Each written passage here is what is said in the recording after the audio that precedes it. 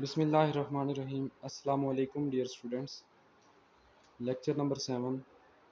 कल के लेक्चर को कंटिन्यू करते हुए हमारा कोऑर्डिनेट ज्योमेट्री का 9.2 के रिलेटेड हमारा आज का जो टॉपिक है उसमें हमने स्क्वायर, रेक्टेंगल और पैरेललोग्राम के बारे में डिस्कस करना है। सबसे पहले स्क्वायर क्या है? एक ऐसी ज्योमेट्रिकल फिगर होती है जिसकी चारों साइड एक जैसी लेंथ की, इक्वल लेंथ की होती है। ठीक है, यानी सारी की सारी लेंथ चार होती हैं और चारों की लेंथ जो है वो इक्वल होती है। उसके अलावा इसके जो एंगल्स होते हैं उन एंगल्स की मेजरमेंट भी क्या होती है? 90 डिग्री। एक 90 डिग्री का एंगल यहाँ होता है, एक इधर होता है, एक यहाँ पे और एक यहाँ पे। A square is a four sided figure या area which is created by connecting four line segments. The line segments in a square are all of equal lines. ठीक है, उसने ये कहा कि चार स्ट्रेट लाइनों से जो फिगर बनती है उसको हम स्क्वायर कहते हैं और ये स्ट्रेट लाइन जो होती हैं इनकी लेंथ क्या होती है? इक्वल होती है।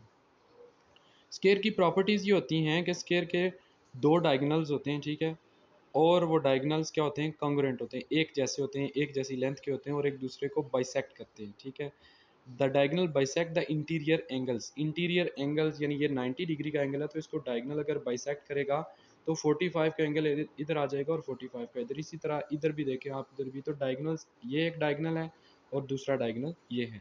उसके अलावा इसकी प्रॉपर्टीज़ में आता है इसकी साइड्स हैं, साइड 4 होती हैं और सारी क्या होती हैं? इक्वल लेंथ की होती हैं। ठीक है, उसके अलावा अपोजिट साइड्स पैरेलल भी होती हैं और इक्वल भी होती हैं। अपोजिट साइड से मुराद एक ये साइड और इसके अपोजिट ये साइड है, ये साइड और ये साइड, ये दोनों पैरेलल भी हैं और अपोजिट साइड।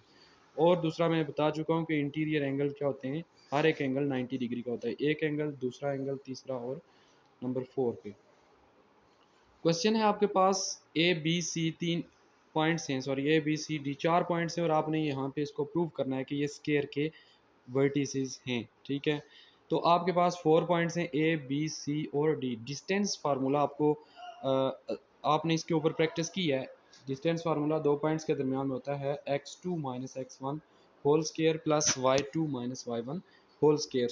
सबसे पहले हमने ए बी पर डिस्टेंस फार्मूला अप्लाई करना है। यहाँ से ए बी के कोऑर्डिनेट्स के ऊपर डिस्टेंस फार्मूला अप्लाई करें तो आपके पास यहाँ पे आएगा स्क्वायर रूट ऑफ 16 इस, और इसका आंसर किसके इक्वल है? 4 के। ठीक है, डिस्टेंस फार्मूला की अच्छे से आप प्रैक्टिस कर लें, ये आपको 9.1 और 9.2 में काफ़ी ज़्यादा इस्तेमाल होगा, तो आप डिस्टेंस फार्मूला की अच्छी प्रैक्टिस करें। बी और सी पॉइंट लेने हैं, ये दो पॉइंट्स, और इनके ऊपर भी डिस्टेंस फार्मूला लगाना है। कैसे लगेगा? बी पहला पॉइंट है बी सी में, तो बी का कोऑर्डिनेट x1 और y1, सी के कोऑर्डिनेट x2 और y2। अब हमारा क्वेश्चन ये होता है कि x2 माइनस x1 यानी 3 माइनस 3 और 6 माइनस 2, तो आप अप्लाई करें। 3 माइनस 3 0 के इक्वल, 6 माइनस 2 4 और 4 का स्क्वायर 16 और 16 फिर वापस हमें 4 आंसर देगा। Same like this C D के ऊपर भी आप डिस्टेंस फार्मूला अप्लाई करें। -1 -3 इसका मतलब -4 हो जाएगा, -4 का स्क्वायर 16 होगा। उसके बाद 6 माइनस 6, 6 माइनस 6 0 होता है तो हम 0 लिखेंगे नहीं। 4 का स्क्वायर 16, 16 इज इक्वल टू 4। उसके बाद आप वापस आ जाए ए और डी के ऊपर या डी ए के ऊपर। अगर आप डी ए लिखते हैं तो डी के कोऑर्डिनेट्स x1 y1 होंगे और ए के कोऑर्डिनेट्स x2 और y2 होंगे। इसमें डिस्टेंस फार्मूला में वैल्यूज़ पुट करें और वैल्यूज़ पुट करने के बाद आप यहाँ से लिखें -1 इंटू -1, तो क्या हो जाएगा? माइनस माइनस प्लस, तो -1 + 1 is equal to 0। Sorry, square लेंगे तो ये 0 होगा तो 0 का स्केयर। उसके बाद 6 y2 और y1, 6 minus 2 is equal to 4, 4 का स्केयर अगेन 16, तो आंसर क्या आया? 4। अब आप यहाँ पे देखें, पहले डिस्टेंस का आंसर 4, दूसरे डिस्टेंस का आंसर 4, तीसरे डिस्टेंस का आंसर 4 और नंबर 4 पे जो हमने डिस्टेंस फाइंड किया वो भी इक्वल्स टू 4 आया। चारों डिस्टेंस इक्वल आ गए, इसका मतलब इस स्क्वायर की जो चार साइड है वो इक्वल लेंथ की होती हैं, लिहाजा हमारे चार डिस्टेंस इक्वल आ गए। उसके बाद आपने क्या करना है? आपने एक डायगोनल लेना है, ये डायगोनल ए सी, और इसके ऊपर भी आपने क्या लाना है? Distance formula. A C coordinates लिखें और इसके ऊपर डिस्टेंस फार्मूला अप्लाई करें। आंसर आपका आएगा 16 + 16 is equal to square root of 32। अब आप क्या करें? आप ए बी, ये जो आपने पहला डिस्टेंस निकाला, बी सी जो आपने दूसरा डिस्टेंस निकाला, और ये जो डायगोनल, आपने इन तीनों का क्या लेना है? स्क्वायर। ए बी का भी स्क्वायर लें तो 4 का स्क्वायर कितना आएगा? 16। सी बी सी के ऊपर आप स्क्वायर लें तो बी सी का स्क्वायर कितना आएगा? 16। उसके बाद आप देखें जो आपने डायगोनल निकाला उसका आंसर क्या है? √32। स्क्वायर लेंगे तो आपके पास सिर्फ 32 रह जाएगा। तो देखिए हमारे पास जो पहले डिस्टेंस का आंसर था 4, 4 का स्क्वायर लिया 16 और 16 कितना हो गया? 32। और तीसरा जो हमारा सिर्फ अंडर रूट 32 था, इसका भी स्केयर लें तो वो अकेला 32 आ जाता है। तो 16 प्लस 16 इज इक्वल टू 32। यहाँ पे आप पैथागोरस थ्योरम अप्लाई कर रहे हैं कि हाइपोटेन्यूज का square is equal to base square plus perpendicular square. Base का स्केयर 4 था, स्केयर लेने से 16 आया, और परपेंडिकुलर का आंसर 4 था, स्केयर लेने से 16 आया। 16 प्लस 16 और इसका अकेले अंडर रूट 32 है, तो स्केयर लेने से सिर्फ 32 रहेगा। तो यहाँ से प्रूव हो गया कि चार डिस्टेंस भी इक्वल हैं, पैथागोरस थ्योरम भी अप्लाई हो जाता है। इसका मतलब एक एंगल 90 डिग्री का है बी पॉइंट पर। तो ये जो हमारे पॉइंट्स हैं ये बी सी डी, ये स्केयर के वर्टिसेस हैं। उसके बाद नेक्स्ट डेफिनेशन है रेक्टेंगल की। ठीक, रेक्टेंगल भी एक स्केयर होता है, लेकिन इसकी अपोजिट साइड्स जो होती हैं वो इक्वल लेंथ की होती हैं, लेकिन सारी साइड्स की लेंथ इक्वल नहीं होती। ठीक है, अपोजिट साइड सिर्फ इक्वल लेंथ की होती हैं, जैसे ए बी और डी सी सी डी, ये दोनों लेंथ इक्वल होंगी, और ए डी और बी सी दोनों लेंथ इक्वल होंगी। ठीक है, उसके बाद आप इसकी प्रॉपर्टीज़ में आ जाएं तो रेक्टेंगल 4 साइडेड फिगर है, और इसके भी 4 कॉर्नर के ऊपर 90 डिग्री के एंगल्स होते हैं। 4 एंगल हैं और चारों 90 डिग्री के होते हैं, और 90 डिग्री के एंगल को राइट एंगल भी कहते हैं। All 4 angles are right angle. Opposite sides are parallel and congruent. Opposite side जो हैं वो पैरेलल भी होती हैं और कॉन्ग्रुएंट भी होती हैं। कॉन्ग्रुएंट का मतलब ये साइड इसके इक्वल है और ये साइड इसके इक्वल है। Opposite angles are congruent. ये जो डी पे एंगल है और बी पे एंगल है, ये क्या है 90 के हैं, तो ये क्या है कॉन्ग्रुएंट है। ए और सी के ऊपर जो एंगल है वो भी 90 के हैं। उसके बाद diagonals bisect each other. Diagonals इनके एक दूसरे को बाइसेक्ट करते हैं, यानी ए सी और बी डी का जो आंसर है वो एक जैसा आता है। Consecutive angles are supplementary. अगर आपके पास दो एंगल्स हैं, यहाँ पे भी 90 और 90, ठीक है, इन दोनों को अगर हम ऐड करें तो 180 आता है। दो एंगल्स को ऐड करने से अगर आंसर 180 आए तो वो सप्लीमेंट्री एंगल्स होते हैं। तो कह रहे हैं कंसेक्टिव एंगल्स आर सप्लीमेंट्री। हमारा एक क्वेश्चन है रेक्टेंगल के, हमने कोऑर्डिनेट्स लिए 4 A B C D और प्रूव करना है कि ये रेक्टेंगल बनाते हैं। ठीक है, आपने ऐसे ही जैसे स्क्वायर के ऊपर डिस्टेंस फार्मूला लगाया, ए बी पॉइंट लें, उसके ऊपर डिस्टेंस फार्मूला अप्लाई करें तो आंसर फाइंड करें कितना आया 5। बी सी के ऊपर डिस्टेंस फार्मूला अप्लाई करें, डिस्टेंस फार्मूला लिखें और उसमें वैल्यूज़ पुट करें और उसका आंसर आया 2। सी डी के ऊपर डिस्टेंस फार्मूला अप्लाई करें तो उसका आंसर कितना आया 5। और डी ए के ऊपर डिस्टेंस फार्मूला अप्लाई करने से इसका आंसर आता है square root of 4 which is equal to 2। अगर आप इसको नोट करें तो ये भी 5 के इक्वल है और ये डिस्टेंस भी 5 के इक्वल है, ये 2 के इक्वल है और ये भी इक्वल 2 है। देखिए दो डिस्टेंस इक्वल आ गए। ठीक है, स्क्वायर में चारों डिस्टेंस इक्वल थे, रेक्टेंगल में क्या हुआ, दो डिस्टेंस इक्वल आएंगे। इक्वल आने के बाद आपने सेम एक डायगोनल लेना है, ए और सी के पॉइंट्स लेने हैं और उसके ऊपर आपने क्या लगाना है, डिस्टेंस फार्मूला। उसका आंसर आया है √29।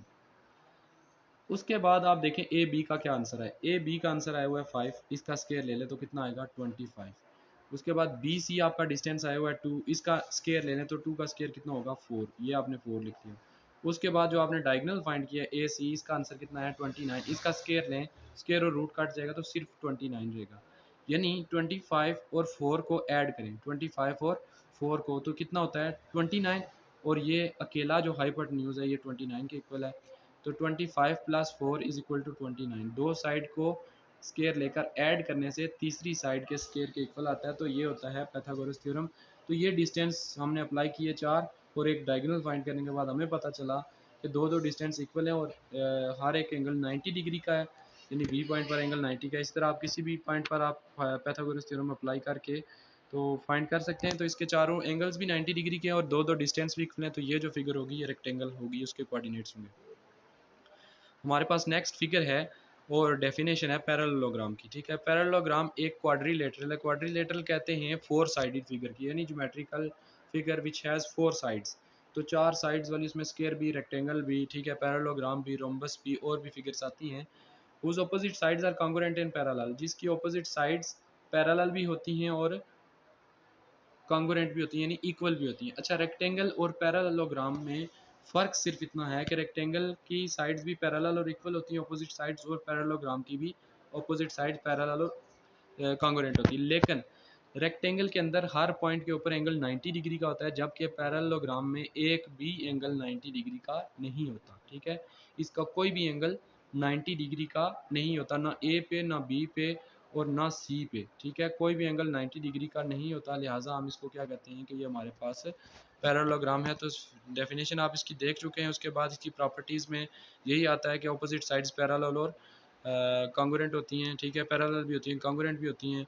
डायगोनल्स पैरेललोग्राम के बाइसेक्ट ईच अदर, एक दूसरे को बाइसेक्ट करते हैं, और इसके जो कंसेक्टिव एंगल्स होते हैं अगर उनको ऐड करें तो वो सप्लीमेंट्री होते हैं। सप्लीमेंट्री से मुराद मैं बता चुका हूँ कि ये वाला एंगल और ये एंगल, ये इनको कहते हैं कंसेक्टिव एंगल्स। इनको अगर हम ऐड करें तो हमारा आंसर क्या आता है, 180 आता है। तो ये जो दो एंगल्स ऐड करने से 180 आता है, उनको हम सप्लीमेंट्री एंगल्स कहते हैं। उसके बाद आप पैरेललोग्राम की एक क्वेश्चन हमारे पास 4 पॉइंट्स हैं हमारे, और 4 A B C D 4 points हैं, हमने प्रूव करना है कि पैरेललोग्राम बनाते हैं, ठीक है।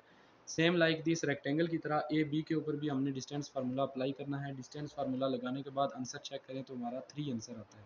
बी सी है, उसके ऊपर भी डिस्टेंस फार्मूला अप्लाई करें तो उसका आंसर आता है square root of 13। C D के ऊपर डिस्टेंस फार्मूला लगाएं तो कोऑर्डिनेट्स नोट कर लिया करें, x1 y1 x2 y2। हम डिस्टेंस कैसे लगाते हैं, x2 minus x1 plus y2 minus y1, और उसके ऊपर स्क्वायर भी लगाते हैं। तो सी डी का आंसर हमारा आता है √9 which is equal to 3। D A के ऊपर अप्लाई करें, उसका आंसर आता है √13। अगर आप गौर करें, पहला डिस्टेंस 3 के इक्वल है और तीसरा डिस्टेंस भी 3 के इक्वल है। उसके बाद √13 है सेकंड वाला, और फोर्थ वाला डिस्टेंस भी √13 के दो डिस्टेंस इक्वल आ गए जैसे रेक्टेंगल में आए थे। उसके बाद आप कोई एक डायगोनल ले लें, ए सी, ठीक हो गया। ए सी के ऊपर आप डायगोनल लें और इसके ऊपर भी आप डिस्टेंस फार्मूला अप्लाई करें तो आंसर आता है √34। और उसके बाद आप दूसरा डायगोनल बी डी निकाल लें तो बी डी का जो आंसर आएगा वो आएगा √10, ठीक है। डिस्टेंस फार्मूला कैसे लगाना है, बी के कोऑर्डिनेट्स और डी के लगाने हैं, x1 y1 x2 y2 लेने हैं, और उसके बाद distance formula x2 minus x1 whole square plus y2 minus y1 whole square. यहाँ पे आप देखें डिस्टेंस दो इक्वल आए हैं, लेकिन diagonals of the parallelogram are not equal, ठीक है। इसके डायगोनल इक्वल नहीं है, यानी रेक्टेंगल में क्या आता है, डायगोनल्स इक्वल आते हैं, लेकिन पैरेललोग्राम में डायगोनल्स इक्वल नहीं आए। तो ये जो वर्टिसेस हैं ये पैरेललोग्राम के वर्टिसेस हैं। अच्छा, उसके बाद आज का जो आपका होम टास्क होगा वो 9.3 और उसका क्वेश्चन नंबर 3 है, उसको आपने सॉल्व करना है। रेक्टेंगल, स्क्वायर और पैरेललोग्राम के क्वेश्चन सॉल्व करना है। थैंक यू, अल्लाह हाफिज़।